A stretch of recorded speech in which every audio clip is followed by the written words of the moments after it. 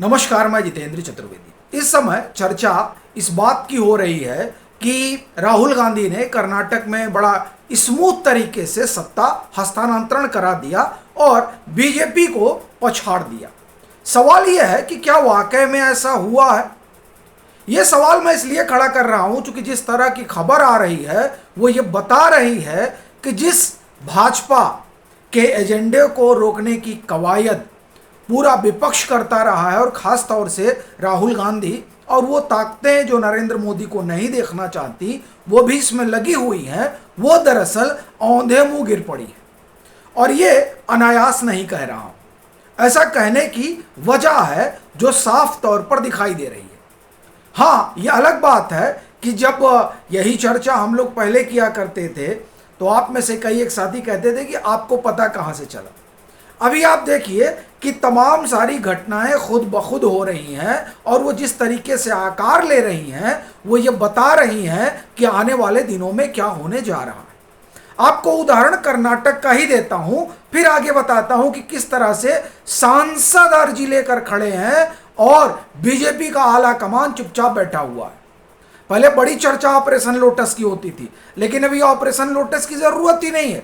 अभी विपक्ष के सांसदों का एक बड़ा हुजूम जो है वो खुद ब खुद बीजेपी का हिस्सा बनना चाहता है। वहां पार्टियां जो हैं विपक्ष में वो एनडीए का हिस्सा बनना चाहती हैं, क्योंकि वो ये समझ रही हैं कि बीजेपी के साथ खड़े होना यानी जीत की गारंटी है और राहुल गांधी की अगुवाई वाले गठबंधन में खड़ा होना यानी हार तय है।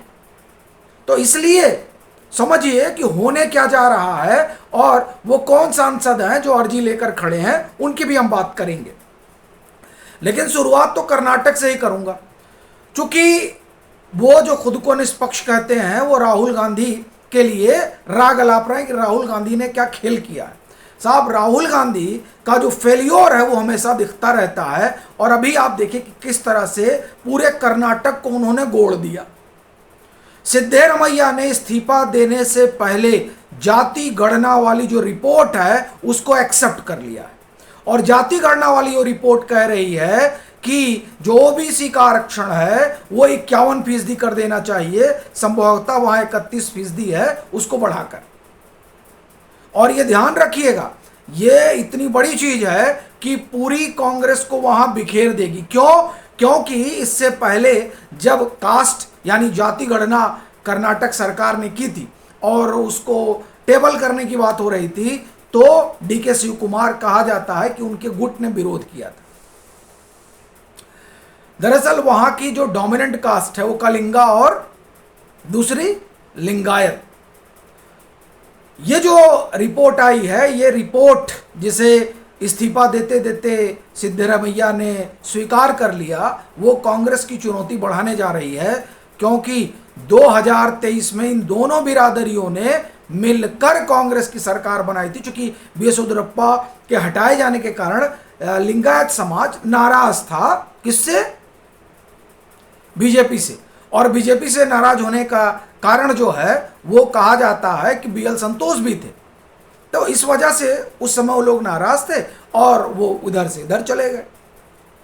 लेकिन उस समय इनकी नाराजगी को बीजेपी ने झेला और तब कहा गया कि अब तो मोदी साहब फेल हो गए। लेकिन साहब, मोदी साहब को फेल कर पाना बहरहाल राहुल गांधी की अगुवाई वाली कांग्रेस के बस की बात नहीं है। अभी देखिए, ये बैठे बैठे अपने पैर पर कुल्हाड़ी मार गए, क्योंकि उस रिपोर्ट के जरिए एक बात तो बड़ी साफ कर दी। किसने? सिद्धरामैया ने, कि राहुल गांधी को उसी पॉलिटिक्स पर चलना होगा जिसकी लकीर उन्होंने कर्नाटक में खींची और उसके इतर जाएंगे तो बोल्ड होंगे और वो उसके इतर जाएंगे। इसलिए राहुल गांधी पूरी तरह से फेल हुए हैं, क्योंकि जिस ओबीसी पॉलिटिक्स के सहारे वो राजनीति करना चाहते थे उसी ओबीसी पॉलिटिक्स को उन्होंने ठेंगा दिखाया है सिद्धरामैया से इस्तीफा लेकर, क्योंकि सिद्धरामैया उस पॉलिटिक्स के पोस्टर बॉय। पहली बात। दूसरी बात सुनिए, यहां तो फेल हुए, यहां तो खेल होगा ही होगा, उसको कोई काट नहीं सकता है। और ये कर्नाटक का इतिहास रहा है। 2019 याद करिए कि येदियुरप्पा साहब की सरकार कैसे आई थी। अब दूसरी चीज देखिए, टीएमसी 50 विधायक जो है वो भाजपा में आने के लिए तैयार खड़े हैं। 20 सांसद तो सीधे सीधे कहा जा रहा है। 100 से ज्यादा पार्षद इस्तीफा दे चुके हैं, कह रहे हमको भाजपा में शामिल कर लीजिए। 20 सांसद, और चर्चा यह भी है कि राज्यसभा वाले भी कूदने के लिए तैयार हैं।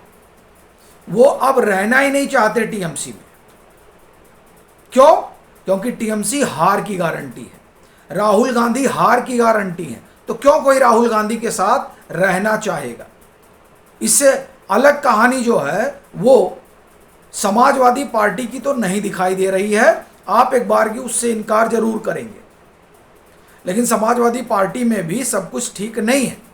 जिस तरह से अखिलेश यादव अपने पीडीए के ताने बाने को सुलझाने में लगे हुए हैं और इधर अमित शाह इनके यहां से आए लोगों को मंत्री पद देने में लगे हुए हैं, उसके बाद से आप समझिए कि समाजवादी पार्टी के लिए मामला बड़ा गड़बड़ होने जा रहा है। और बस 2027 का इंतजार करिए। जो विधायक और जो सांसद मुंह अंधेरे मिलने जा रहे हैं वो टीएमसी की तरह ही सीधा अर्जी लेके खड़े हो जाएंगे कि साहब हमको भी अंदर खाने ले लीजिए, हम ना रह पाएंगे इनके साथ। क्यों?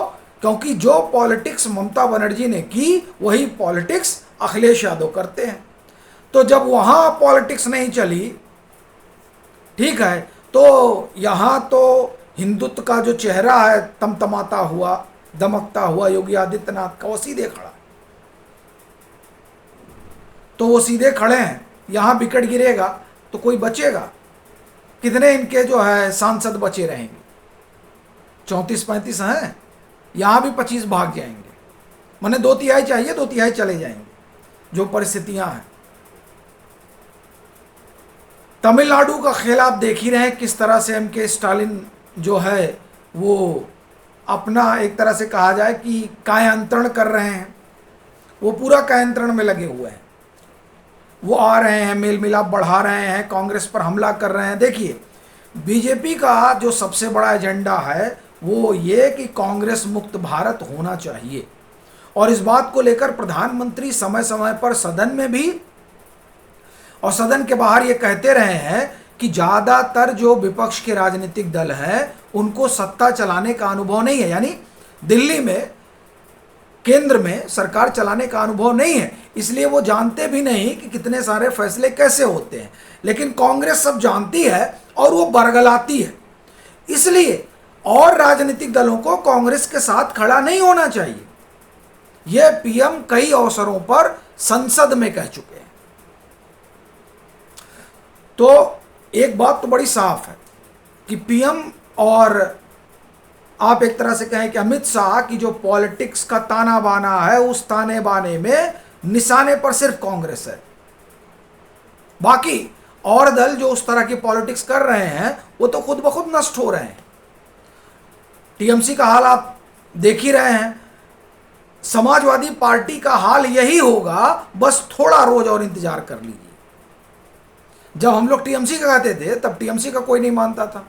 अब में से कई कहते थे कि खैर छोड़िए, मैं उस पर नहीं जाऊंगा। हाँ, तो हम बात कर रहे हैं डीएमके की। डीएमके ने सुर क्यों बदले हैं? जिस सनातन से वो चिढ़े हुए हैं और जिस हिंदुत्व से वो भाग रहे हैं, उनको लगता है कि द्रविड़ियन पॉलिटिक्स में वो पूरा खेल कर देंगे, वहां उनके साथ खेल होने की पूरी संभावना है। वो कांग्रेस के साथ नहीं खड़ा होना चाह रहे। तो उनकी पार्टी ये चाहती है कि हम एनडीए के साथ दिखें। ये ध्यान रखिएगा कि एनडीए किस तरह से गारंटी बनता जा रहा है आपके राज्य की जीत की। और देखिए, दूसरी जो मुसीबत खड़ी हो रही है वो ये कि मुस्लिम लीग अपना पैर पसार रही है। देखिए, तमिलनाडु में भी वो सीटें जीते हैं और केरल में तो उनका वजूद है ही है। तो ऐसे परिस्थिति में जो राजनीतिक दल मुस्लिम वोट के सहारे अपनी सियासत चला रहे हैं, आप देखिए कि मुस्लिम लीग का पांव पसरने का मतलब ये हो गया कि ये जो आबादी है वो आपसे ज़्यादा मुस्लिम लीग पर भरोसा कर रही है। अब आप सोचिए, मुस्लिम लीग अगर आ जाए चुनाव लड़ने के लिए उत्तर प्रदेश में तो क्या होगा। और सबसे बड़ी चीज यह है, जो हिंदुत्व का कंसोलिडेशन हो रहा है वो कितना जबरदस्त है उन सांसदों के लिए जो समाजवादी पार्टी में मौजूद है। तो उनका भी जो है हालत पाख्ता हो रखा है। डीएमके का हमने आपको बता ही दिया। उद्धव ठाकरे वाले जो है लाइन लगाए हुए हैं कि हमको एनडीए में शामिल कर लीजिए। कहा जा रहा है कि उन्होंने एक नाथ शिंदे से मेल जोल बढ़ा दिया है। तो ये साहब पूरी कहानी है। और ये कहानी मैं आपको इसलिए बता रहा हूं क्योंकि अपने कई साथी बार बार कहते रहे और मैं सोचता था क्या इस पर कहा जाए कुछ। लेकिन आप देखिए कि राजनीति किस तरह से चलती है और मोदी साहब किस तरह से खेलते हैं। आज पूरा कर्नाटक राहुल गांधी के हाथ से लुट चुका है और अभी और कई सूबे कांग्रेस के हाथ से लुटेंगे और इनके गठबंधन के साथी यहां से भागेंगे। तो ये यूं ही नहीं कह रहा हूं कि सांसद और पार्टियां आरजी लेकर खड़े, उसके कहने की वजह है जो हमने आपको विस्तार से बताई।